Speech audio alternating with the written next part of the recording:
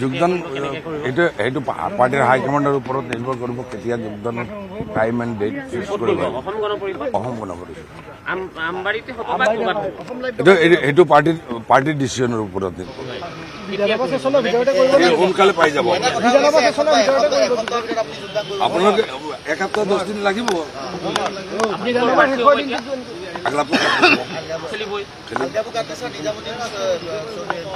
বিচাৰিব পাৰে, বিচাৰিব বহুত কাম আছে, বিচাৰিব পাৰে। নিমিলে নহয়, মিলাই যাম আৰু কি আছে। নাই আমি 4 বছৰ আগত পৰা আপোনালোকে চালে পাব। ডিচিশ্যনটো কিহৰ কাৰণে হ'ল মানে যে আপুনি এজিপি বা বিজেপি এনেধৰণৰ ডিচিশ্যনটো কি কাৰণে?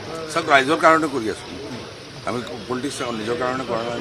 সেইটো কাৰণতে কালি অধ্যক্ষৰ মেচ ঘেৰাও নকৰিলে নেকি? নাই নাই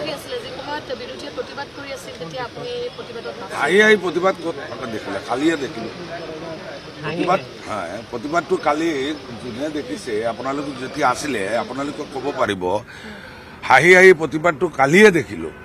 অখিলদা তাত গৈ এনেই চিঞৰ বাচৰ কৰি থাকে, তাৰ পিছফালে আহি থাকে, গোটেইখিনি আপোনালোকেও দেখিলে।